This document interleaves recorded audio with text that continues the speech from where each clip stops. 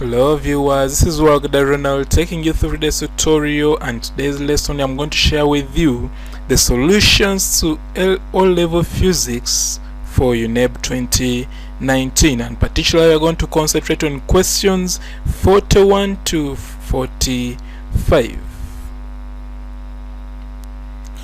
So like we have been saying, our constants, we shall be taking acceleration due to gravity as 10 meters per second unless stated otherwise, and specific heat capacity of water to be 4,200 joules per kilogram per Kelvin where necessary.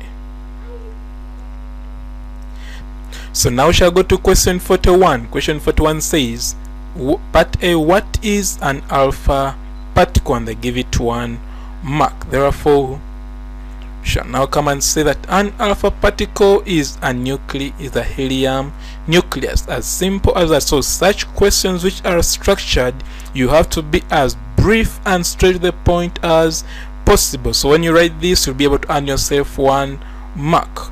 Now let's go to part B. Part B says radium nucleus, which is this, decays to radon with symbol Rn by emitting an alpha particle. Roman 1. Write the nuclear equation for this reaction. So first of all, we should know that an alpha particle is of the symbol, has mass number of 4 and atomic number of 2 with a symbol He. So this one decays to radon, which is Rn. Now we don't know the mass number and atomic number yet, so we shall first put their symbols Y and X, but we know the atomic number of alpha is 2 and mass number is 4. Therefore, what we do, this equation must balance. Therefore, we shall start with the mass numbers. Mass number we have here 226, which is this, and this side we have the sum of Y plus 4. Therefore, we shall say 226 is equal to Y plus 4. When you make Y the subject, you'll come up with Y as 222, meaning that this is now the mass number for radon. Now let's go to the atomic number. Atomic number, this side it is 88, this side it is X plus 2. Therefore, we shall say 88 is equal to X plus 2. When you make X the subject, you'll come up with 86. What does that mean? It means that radon has an atomic number of 86. Therefore, we shall now come and write that the nuclear equation will be like that, whereby this is the mass number 222 and this is the atomic number 86. And if you wrote that, you can put yourself half a mark for this, another half a mark for that. So that's how the 1 mark comes about in this part, in this Roman 1. So Roman 2 says, describe the nuclear composition of radon. So we know that radon is this now with a mass number of 222 and atomic number of 86. But a nucleus contains protons and neutrons, and the number of protons is the same as the atomic number, which is 86. Therefore, when you add the 2 protons plus neutrons, you'll be able to get the mass number. Therefore, P plus P denotes number of protons and N denotes number of neutrons, which when you sum them up, you'll be able to come up with a mass number which is 22. Therefore, when I substitute for the number of protons as 86, which is here, it means that now the number of neutrons can be got by making N the subject. When I make N the subject, I'll come up with 136. What does that mean? It means that radon nucleus has 86 protons and 136 neutrons. Now let us put it in writing. They asked us to describe the nuclear composition of radon. Therefore, we shall come and say that it has 86 protons and 136 neutrons. So if you wrote that, you can give yourself a mark, half a mark here for 86 protons and another half a mark for 136 neutrons. So that is where the 1 mark comes from. Now we shall go to part C. Part C says that state 2 industrial uses of radioactivity. So one of the uses is that radioactivity is used as a source of energy.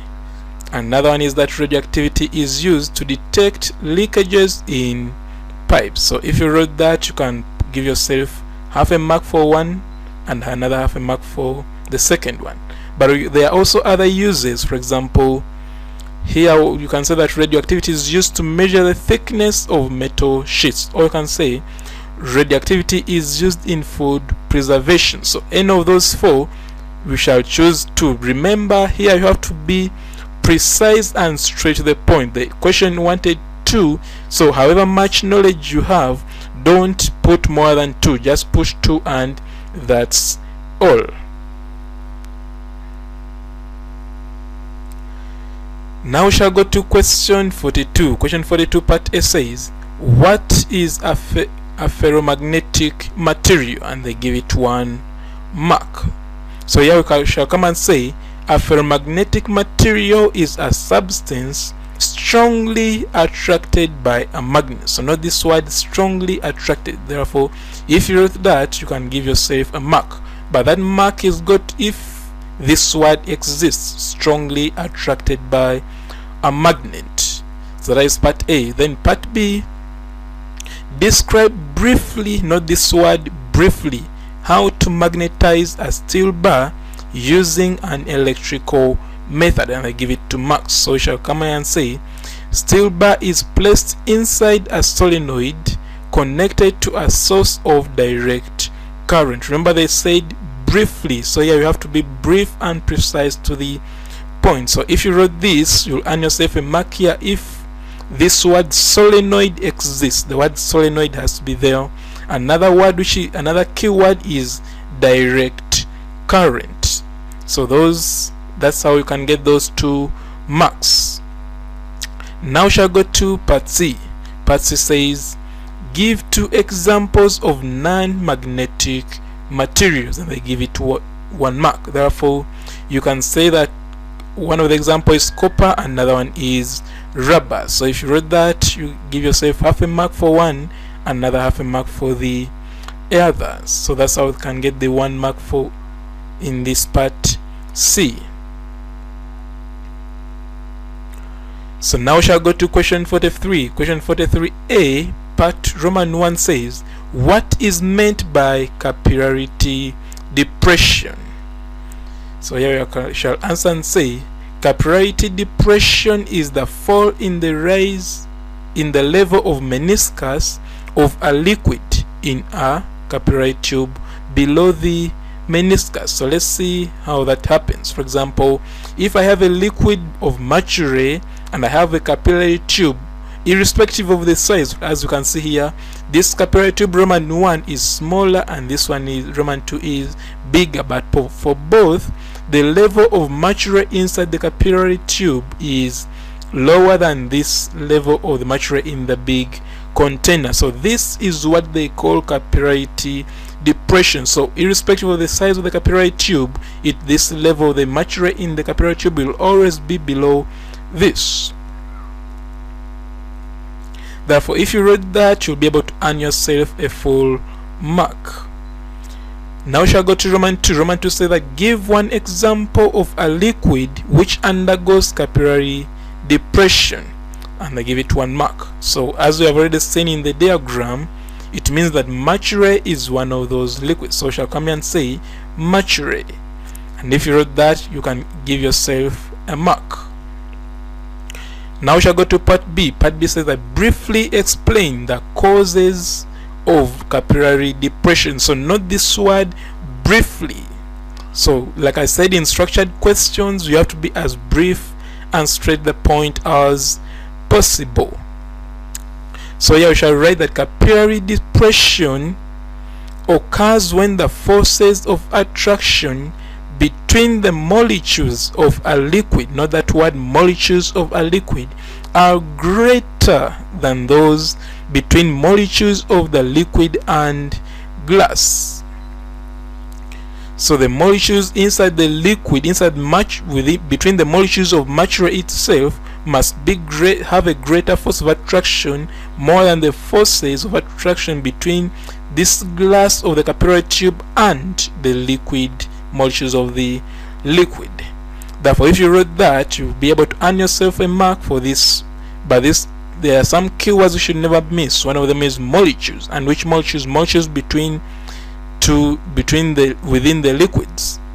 And another word is that it has to be greater than those of the molecules of the liquid and the glass. So that's how you can earn yourself the 2 marks. Now we shall go to question 44. Question 44 says, part A, state one application in which knowledge of density is required. So they told you to state, you should be keen of the words. They told us to state, so here we shall come and say it's applied in testing the purity or quality of substance. So if you wrote that, you'll be able to earn yourself a mark. So this was a keyword and should never miss.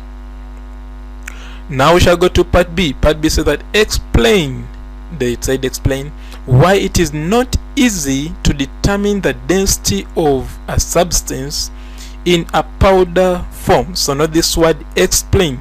So here you have to remember the word explain. Also remember that they want 2 marks, so you have to be as brief as possible. Now we shall say that it is difficult to determine the volume of powder. And why is it difficult? Is because the air spaces between the particles. Now if it is difficult to determine the volume of the powder, what happens? So as a result, the density determined will be much less.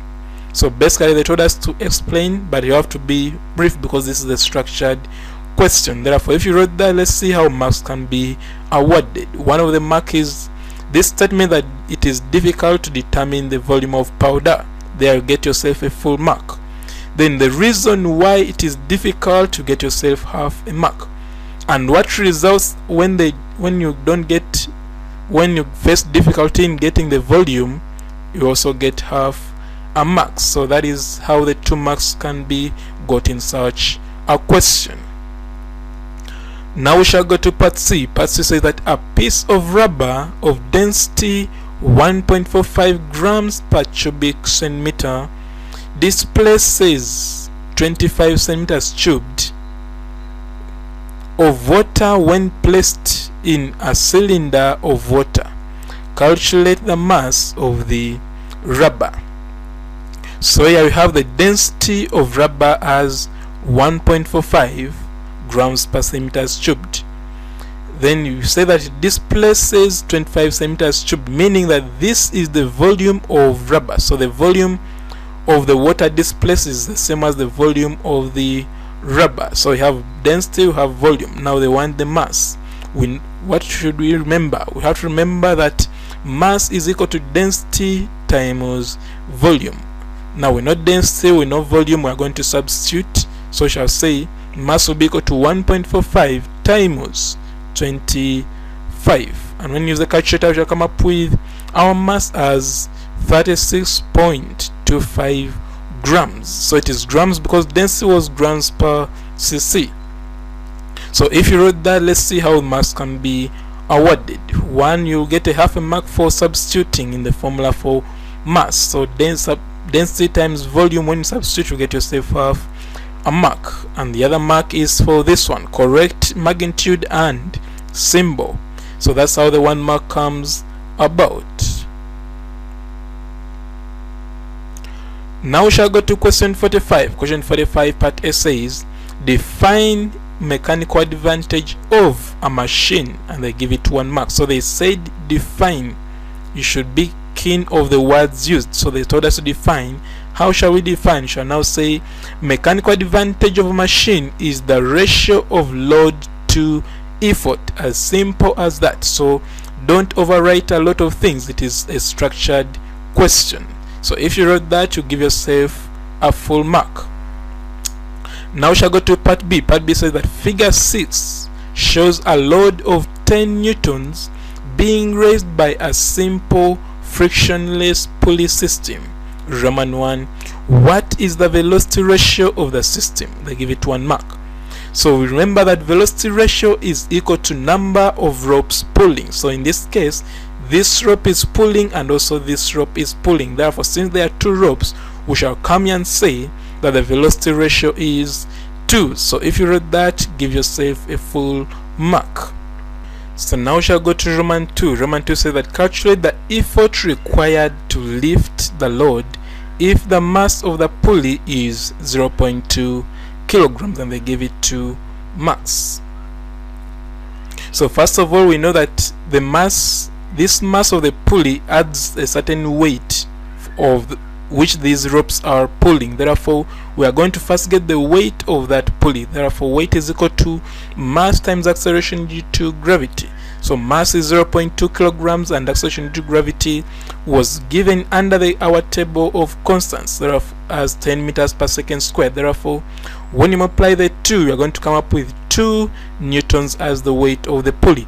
Now that you have got this weight of the pulley, you can get the total load which these ropes are pulling with. Therefore, you shall come here and say total load will be equal to 2 plus 10, which is equal to 12 newtons. This 10 is the load here which is being lifted lifted by the pulley system. Therefore, now that you have got the load, you have to remember that mechanical advantage is equal to load over effort. Now, what is mechanical advantage? In this case, you have to remember that the pulley system was frictionless. Usually, it is friction which reduces the frequency, which reduces the efficiency of a machine. Therefore, since it is frictionless, it means it is 100% efficient. Therefore, in that case, we shall say that mechanical advantage is equal to velocity ratio. Therefore, the velocity ratio was 2, implying that mechanical advantage will also be 2. Therefore, we shall now come and say that 2 will be equal to 12, where 12 is the load over effort, which is represented by E. So when I make E the cross multiply and make E the subject, I'll come up with my effort as 6 newtons, and I think that's what they wanted, because they told us to calculate the effort required to lift the load if the mass of the pulley is that. So basically, this is what they wanted. Now let us see how the marks can be awarded. So if you are able to get the weight of the pulley as 2 newtons, you can give yourself half a mark. And next half a mark if you are able to get the total load as 12 newtons, and give yourself another half a mark. And also, if you are able to substitute, remembering that mechanical advantage is equal to velocity ratio, there you also give yourself half a mark. And lastly, if you are able to simplify well and get your effort as 6 newtons, give yourself another half a mark. So basically, that's how the 2 marks were got. So I believe by now you have made all the corrections which were required, and now I'm going to leave you with 5 more questions which are structured for you to try out.